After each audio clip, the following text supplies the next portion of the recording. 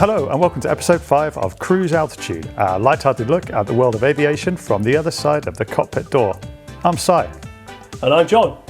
Coming up this episode, we discuss the Northern Lights in the Arctic Circle, staying fit to fly, and our pre-Christmas mailbag features an early appearance from Santa Claus himself.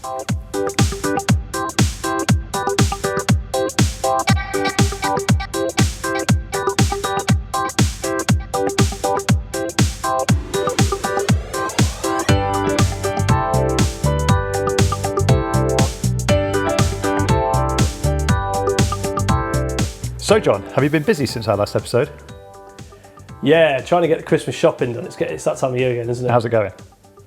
Well, it's not great. See, this year's been a bit of a strange one because I've had to do quite a lot of it online. Yeah. So I don't know about you, but I normally try and well, it's a bit of a perk of the job, really. Like duty free at the airport, it's always quite good, isn't it? I know. Like, everyone gets perfume or aftershave, bottles of whiskey. But, cheap digital gadgets and alike. Yeah. Exactly, but that's been a little bit closed off this year. A lot of the shops in the airport's been closed, so I've been navigating my way online Christmas shopping. Yeah, that's the way to do it. I've decided to buy as much stuff from China as I can to sort of up the cargo routes for airlines to get some much needed flying done for us all. Well, yeah. Most of it comes from China, doesn't it? Anyway, please tell me you've at least got your Christmas tree up by now.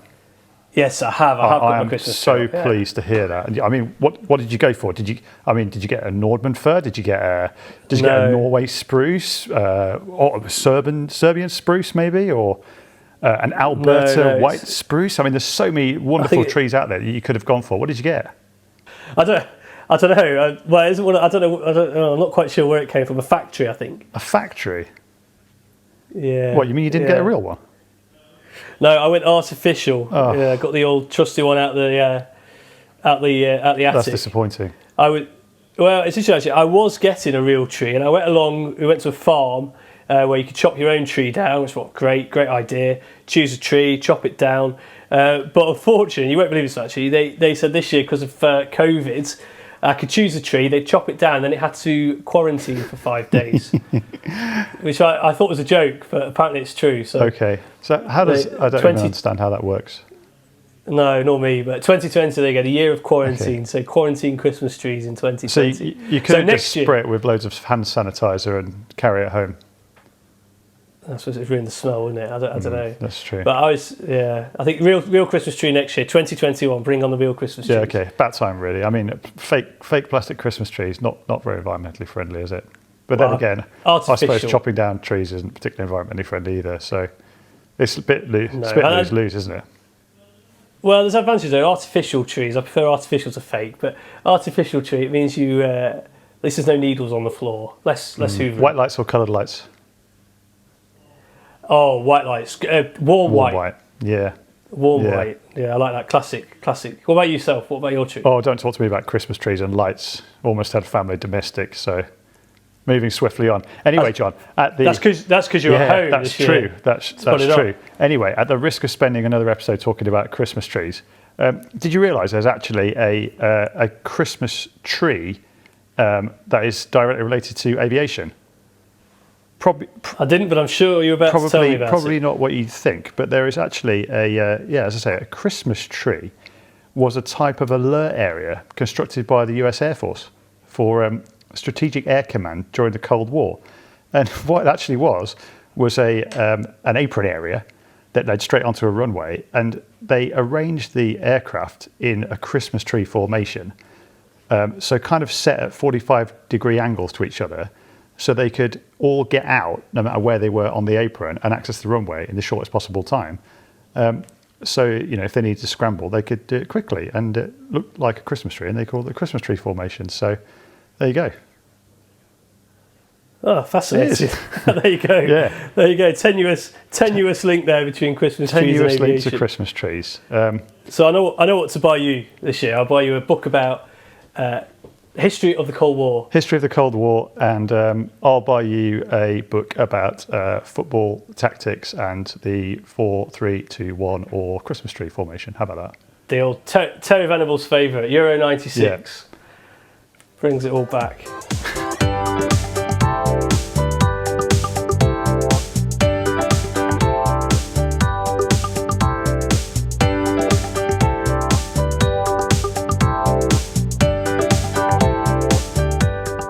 So, continuing on the theme of tenuous links, here we are then in December, and I think it's fair to say we're all guilty at this time of year a little bit of overindulgence, aren't we? I've already started on that. Yeah, so have I, to be honest. The mince pies have definitely been opened and the cheese board's made an appearance. But joking aside, health and fitness actually for pilots is a really important part of the job. And particularly this time of the year with Christmas just around the corner and for our American friends, Thanksgiving just behind us. It's really important not to overindulge and to stay healthy and fit. Now, a couple of episodes ago, we looked at the regular training that we undergo as pilots to stay on top of our game. But another very important part of our job is, as I say, medical fitness and the regular pilot medical exams that we undergo every year to make sure that we're staying fit and healthy. And that's something that you've been looking at for us this episode, isn't it, Si? Yeah, that's right, John. Actually, I had my medical only a couple of weeks ago.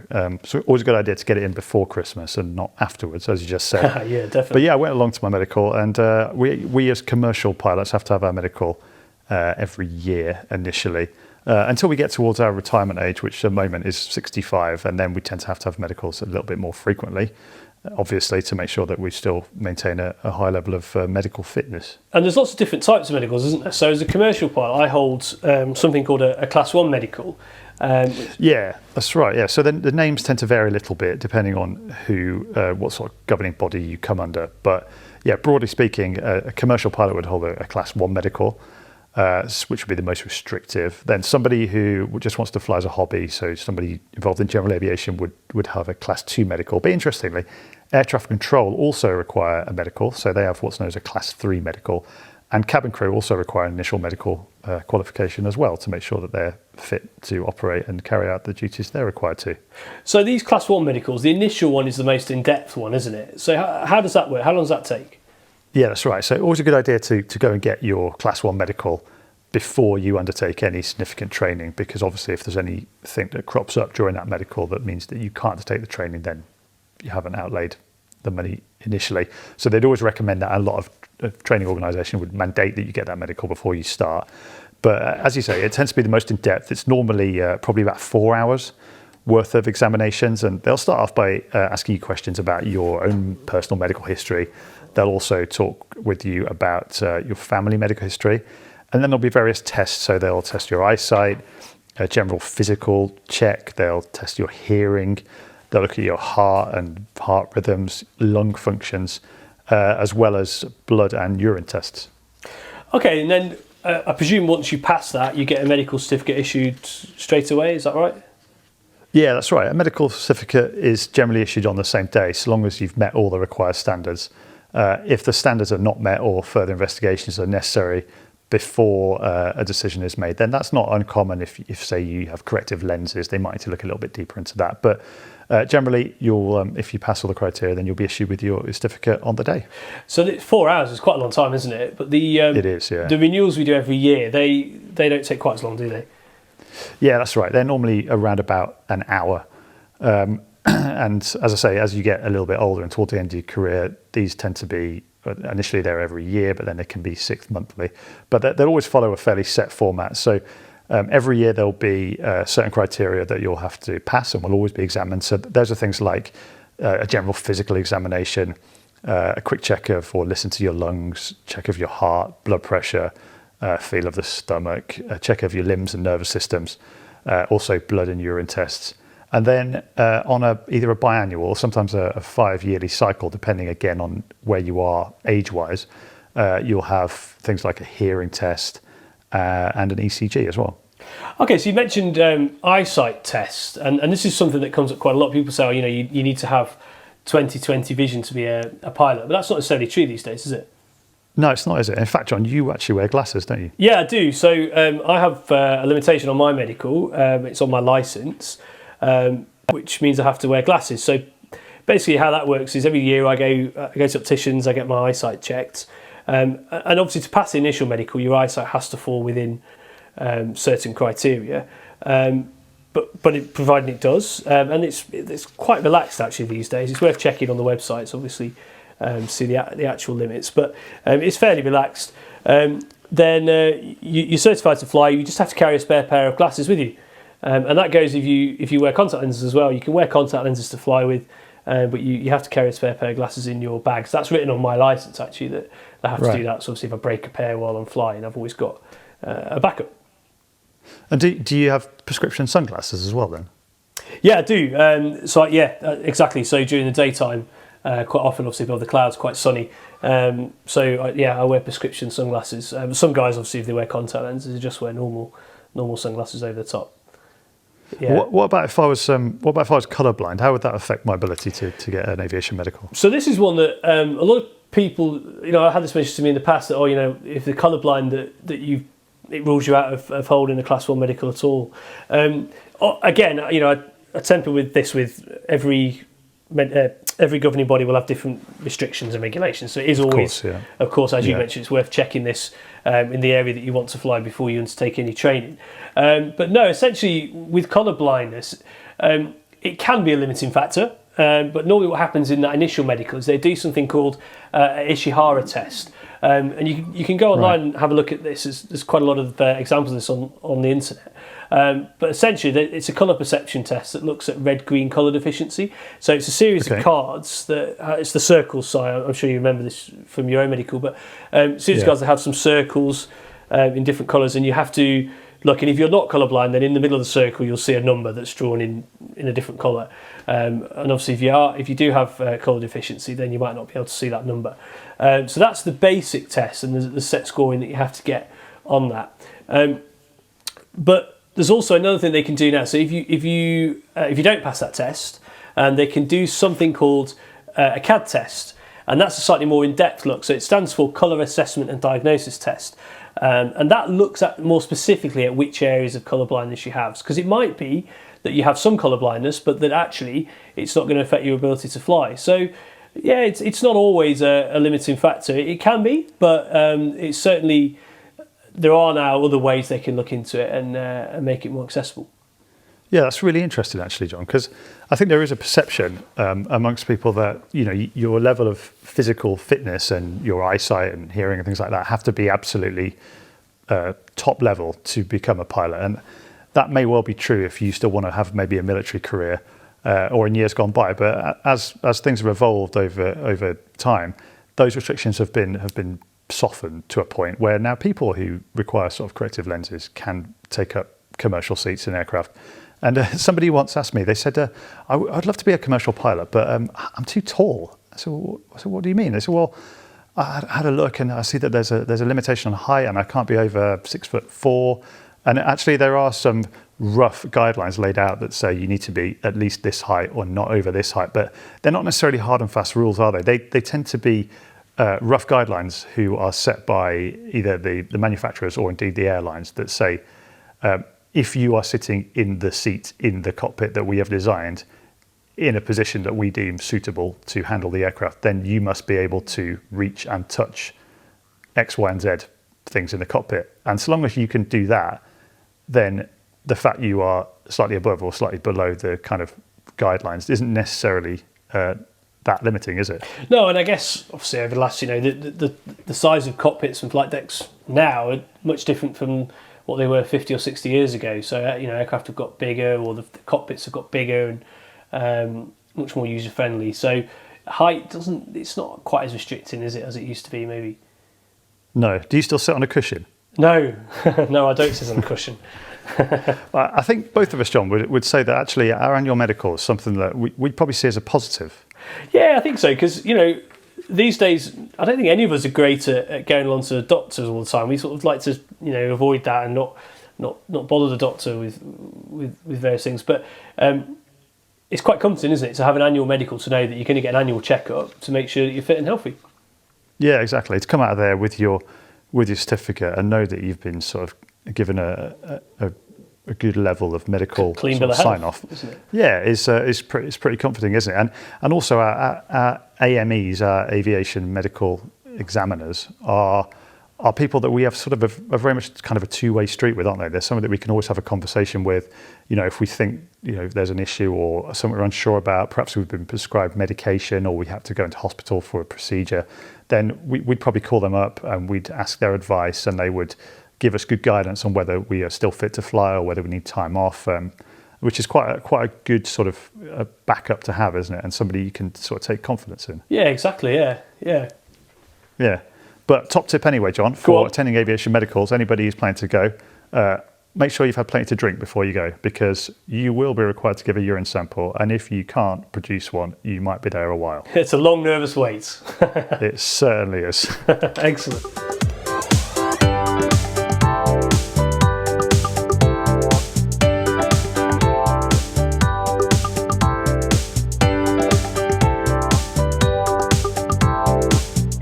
So it's that time again to dip into our mailbag. Santa mailbag. Yeah, Santa mailbag. Well, it's almost Christmas, isn't it? Santa's mailbag. Thanks very much to everybody again for sending questions in. We've had loads. We're trying to work through as many of them as we possibly can, but do keep them coming in. It's always good to hear from you. You can do that via our email address, cruisealtitude@outlook.com, or via various social media links which you can find on our website, cruisealtitude.com. So what have we got this time, Si? Yeah, first question this time, John, comes from Kerry in Sarasota, Florida. Love Sarasota. It's one of my favourite places. That's our first international question as well. Great. It is, yeah. And Kerry asks, John, she says, what's it like to fly into the Arctic Circle? Which is a bit of a difference from Sarasota, Florida, isn't it? Yeah, a little bit colder. Two extremes, really. Closest I've got is Rovaniemi in Lapland. Yeah, it's pretty far north, isn't it? Yeah, that's just 6 miles south of the Arctic Circle officially. Cool. Have you flown into it? I've been to. I've flown into Valo, which is also Lapland or Finland. A few years ago. So it's it's a bit of a strange experience, isn't it? I remember it being dark. Yeah, we always tend to go there at this time of year, doing taking people to see Santa, of course. So we tend to go there in December. December. Do you know how many minutes of daily sunshine Rovaniemi gets on average in December, John? Oh, I'm guessing. It's in minutes, not hours. So yeah, that doesn't surprise me. I remember when I went to Ivalo, we landed as the sun was rising and left about 20 minutes later, and the sun was setting. So I'm going to go, I don't know, 15 minutes. 6. 6. There's that. Of sunshine, not daylight, but it is often sunshine. Dark. And yeah. So I've been and I've seen it, but it's pretty dark. So yeah. So that's as close as I've got. But it's an interesting place to go to, and it doesn't come without its problems. Certainly, the weather at the times of the year we tend to go makes it quite a challenge. It's quite often snowing and very, very cold. So we do have issues with snow on the runway, for example. So we have to make sure that we can land, and our landing performance is good enough. But also then we have to clear the snow off the plane again before we can take off. It could be quite slippy underfoot when we're disembarking passengers and things like that. So yeah, from a climate point of view, it's pretty challenging. But there's also other elements that we need to be careful of when we fly up there, which can be a bit complicated, but largely they centre around sort of navigation, don't they? Yeah, so obviously you're so close to the North Pole when you get to that latitude that compass variation can be an issue, can't it? Yeah, that's right. We're quite lucky these days, aren't we, that our aircraft are fitted with GPS and we tend to navigate on GPS, but things such as compass variation can be affected as you get close to the pole, and compass dip as well as you get really close to the pole. Yeah, and also low fuel temperature as well, because it can be really cold up there. Yeah, that's right. Yeah, so you've not really flown into it as much, but you have flown over it a lot, haven't you? Yeah, so obviously crossing the Atlantic, quite often we go to really sort of northerly latitudes. Certainly flying. I'm trying to think now. Flying to the west coast of the US, for example, from the UK. You can get pretty far north, sort of 70, 75 degrees north. So all this sort of stuff comes into play, really. And one of the challenges of flying so far north on what we call the Great Circle routes is that often there's not that many places that you can land an aeroplane if you to have a technical problem. So from a pilot's point of view, we do a lot of planning around that sort of thing, making sure that we've always got options that, if we needed to get on the ground for medical reasons, if we had a sick passenger in the back or whatever, that we've got somewhere we can land and importantly take off from again as well. Yeah, Great Circle routes are a strange thing to try and get your head around, but you have to think of the Earth as what it is, a globe, a sphere, and not as a flat map.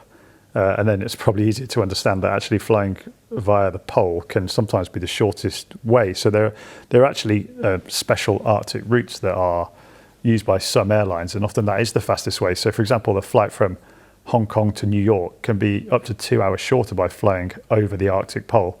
But if you do that, then there are some restrictions you have to comply with. So a little bit like when you fly over water, you must have life jackets on board. If you fly over the poles, then some operators are mandated to carry polar survival gear. Yeah, and as I say, with the airfields that you've got as options over there, there's not a huge amount. I'm thinking places like St John's in Canada or Sonderstrom, which is in Greenland, but they are still quite a fair way south of the North Pole. So certainly something to think about when you're planning, isn't it? Definitely, and as you touched on before, one of the biggest problems can be low fuel temperatures, can't it? Yeah, exactly, yeah.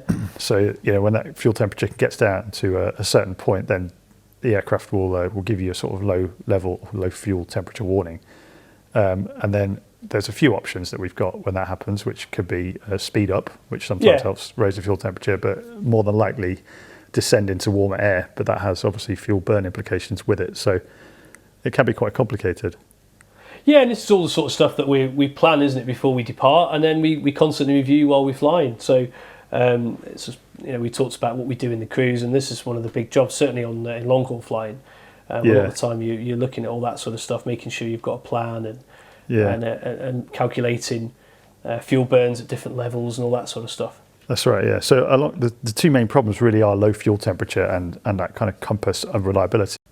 And so when Kerry said about what's it like to fly in the Arctic Circle, the first thing I thought about actually was the Northern Lights. Oh yeah, that's cool. Have you seen those, Si? I've only seen pictures. I've never seen them for real. Yeah, they're really cool. And if you haven't seen the Northern Lights, do a quick search on the internet. Some really, really fantastic pictures. They're really colourful. It's like a sort of dancing ballet of light across the sky, basically. Yeah, and I can imagine this. Is it one of those things where a photo or video just doesn't do it justice, and you need to see it for real? Yeah, definitely. They're amazing, and we see them quite a lot actually during the winter months, sort of between September and March time. Particularly flying, the Arctic Circle, the really northern latitudes. You see them quite a lot. Do you know what their official name is? Go on. It's the Aurora Borealis. Oh yeah, I have heard of that. Yeah. Yeah, but definitely worth. So if you're going to take a flight and you think you might be going anywhere the Arctic Circle, then it's definitely worth grabbing a window seat. Yeah, definitely worth being by a window. They really are a spectacle. Yeah. Well, it's interesting that Kerry should mention the Arctic Circle, because there aren't many commercial flights that go via the Antarctic for two reasons. Really, it tends to be an area of the world that's not very densely populated, and so the benefits of flying via the South Pole are not as great as the North Pole. But also, like as you touched on before, there's a lack of alternates. So if you were to have an issue whilst flying on that kind of routing, then there's not too many places you can go. So often it tends to be mandated for flight planning reasons that you need to stay within a reasonable distance of an alternate airfield, and that means that often the Antarctic and the South Pole is a bit of a no-go area. It's making me feel festive, all this talk of Lapland, John. Yeah, snow and stuff. Anyway, staying on a snowy and slightly festive theme, our second question comes from Kieran in Manchester. Kieran asked John, how do you get the snow and ice off an aeroplane? Apart from standing on the wing with a brush, I presume he means. Yes, I guess this is about de-icing, isn't it? De-icing, anti-icing, and all that good stuff. So I guess there's two ways to kind of answer this question, Kieran. So there's how do we do it when we're on the ground, and how do we do it when we're in the air? So on the ground, we quite often will turn up at an aircraft and it'll be covered in snow or frost, a bit like this morning actually, when I was in freezing cold Berlin, and we got to the aircraft and it looked like a very snug little block of ice. And obviously we can't take off when the wings are covered in ice and frost, because it really degrades our sort of lift capabilities and means that we'll need a lot more runway and potentially won't ever have enough runway to get airborne. So it's really important that we completely clean the wings and the tail free of ice so that we can get airborne safely. So the way that we do that is to use what's known as de-icing fluid.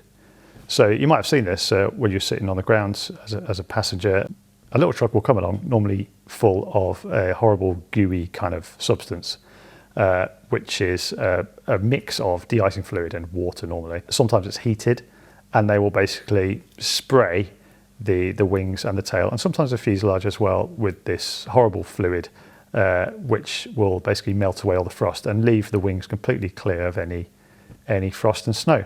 So that's how we get rid of it. And then the other side of it is how we then protect the wings, because it might be a day where it's still snowing, or there's things like maybe freezing rain or freezing fog that could potentially contaminate the aircraft as we make our way to the runway. Yeah, so for that we use something called anti-icing. So this is a different type of fluid that will be sprayed onto the aircraft. And what that does is it prevents any precipitation that's in the air or any further icing from forming on the wing. And there's lots of different types of fluid that they can use, and each one of them will have a set amount of time before it becomes ineffective. So essentially, the people who do the de-icing and the anti-icing will tell us when they've finished. We start a stopwatch, we look in a manual, and it'll tell us how long we've got before we need to do that process again. So for this reason, quite often, de-icing and anti-icing isn't always done at the gate, is it? No, that's right, yeah. So sometimes it will be, but other times it will be done nearer the runway, and that's particularly advantageous in times when it might be heavy snow or freezing rain, and the time that you've got when that fluid has been sprayed onto the wings, protecting the aircraft, can be sometimes as short as 10 or 15 minutes. So if you're still on the gate and trying to get to departure runway, you could quite easily, that time could quite easily elapse, and then you have to go back and reapply, first of all, the de-icing fluid and then the anti-icing fluid, which can take an awful long time. So to be able to do it right at the departure end of the runway and then take off only a few minutes later is really advantageous. It tends to be the more common way of doing things now. And so obviously that covers anti-icing and de-icing on the ground, but we can pick up ice in the air, can't we, as well? Yeah, that's right. Yeah, so certain altitudes and at certain temperatures, we'll quite often pick up icing actually on the airframe itself. So either on the leading edge of the wings, or sometimes you see it on the windshield of the cockpit as well. So we've got various different ways of getting rid of that, haven't we? Depending on what type of aircraft we fly. Yeah. So most modern jets have heated surfaces on the wings, usually on the leading edge of the wing, and not always the whole wing. Sometimes it's just part of the wing that's deemed most critical. And so we'll switch that on. It will heat up the wing surface and obviously prevents ice from forming or melts off any ice that we might have picked up. Yeah, that's right. Yeah, so we can switch that on and off, can't we, as we see fit. And then other bits of the aircraft which are really critical, like our probes and things like that, they're permanently heated, aren't they? Whether it's 30 degrees outside or minus 70 degrees outside. Yeah, and the windscreen of the airplane as well, isn't it? That's always heated. Some non-jet aircraft, quite often turboprop aircraft, they have a slightly different way. So instead of having heated air that melts the ice, they have what they call pneumatic boots, don't they? That's it. Yeah, and that they use that to let the ice build up on the boot, and then it's like a rubber surface that then cracks the ice off, doesn't it? So if you imagine the sort of leading air, the forward edge of a wing, it's got like a sort of rubber bag over the front of it, like a balloon almost. And once the ice builds up on that rubbery surface, the flight crew will then basically select the boots to inflate, and air will be forced into those boots, and the rubber bags expand and crack all the ice off. So that's a perfectly effective, but just a different way of achieving the same thing, really. Yeah, it's just going to show there's loads of different ways that we can get snow and ice off an airplane. So really good question, that, Kieran. Yeah, thanks for that, Kieran. Final question this week, John. I love this question. It's from Oliver, who is from West Sussex, and he's only 5, John. And he's taken the time to send us a question, so thanks, Oliver. He says, John, have you ever seen Santa when flying on Christmas Eve? Oh, that's a great question, Oliver. Thanks for writing in. Have you seen Santa, Si? I haven't, John. I haven't. No, he's quite hard to see, actually, isn't he, Santa? So the problem with Santa is he travels so fast because he's got to fly around the whole world in one night, which that's right. is pretty good, isn't it? It's hence all the reindeer, superpowered reindeer. I hear he's got some very clever kit as well, so that if he does think he's going to be spotted by somebody, he can quickly turn himself invisible. Yeah, that's it. Yeah, just to fly under the radar. Exactly, fly under the radar. But whilst I haven't seen Santa and you haven't seen him either, Si, there are plenty of ways that you can see Santa from the ground. You can track him. So for our friends over in America, something called NORAD, which is the North American Aerospace Defense Command, every year they launch a thing called NORAD Track Santa, and it's a special program that they run around December time, particularly starting at midnight on the 23rd of December. And they actually follow Santa on his whole journey. So you can log on to their website, which is noradsanta.org, so that's NORAD Santa.org, and you can track Santa on there and you can see exactly where he is in the world. And for those of you in the UK, the UK Air Traffic Services, NATS, they often do the same sort of thing. So they'll have a Santa tracker and you can type in where you live and you can see where he is and you can see when he's been to your town, delivered all your presents. So the people who know where Santa is on Christmas Eve are air traffic control. Yeah, so Santa has to talk to air traffic control just like we do. He's got to stay in touch with everybody because remember, there's all those aeroplanes flying around as well, and we want to make sure that Santa gets there nice and safe. So yeah, air traffic control talks to him all the time. Well, next time I'm flying on Christmas Eve, I'm going to ask them where he is, see if I can spot him. I don't know if they'll tell you. It depends if you behave yourself. That's true, yeah. But great question, Oliver. Thanks so much for that, and Merry Christmas to you. I hope Santa brings you everything you wish for. Exactly. Right. Thanks, Oliver. Great question. I think, again, Si, we're running out of time. We are. Time flies on this podcast, John. It does indeed. Almost as fast as Santa and his sleigh. Yeah. Before we go there, John, we must mention something we've got coming up over Christmas. Really exciting. We have got a Christmas special Cruise Altitude podcast coming up for you all. Keep an ear out for the festive podcast. It's our special Christmas episode. And this year we are going to do a Cruise Altitude Christmas quiz. So when it gets to that point on Christmas Day, when you're too full, you've opened all your presents, you've watched every repeat on TV, and you're wondering what on earth to do, jump on your favourite podcast provider, download the Cruise Altitude Christmas quiz, and play along with your family and friends. It's going to be a lot of fun. We're going to have a special guest, and we'll see who comes out on top from the Cruise Altitude studios. So I'm going to spend the next week then swatting up, trying to learn all the answers to your questions. Yeah, good idea. Before we record good that. idea. Don't want to embarrass myself. Yeah, but we'll be back in the new year with loads of exciting features to look forward to, including some special interviews and feature episodes. And of course, more of your questions answered from the mailbag. So for me, it's goodbye for now. Yeah, Merry Christmas to you all. Have a wonderful holiday season and keep it down to earth with Cruise Altitude.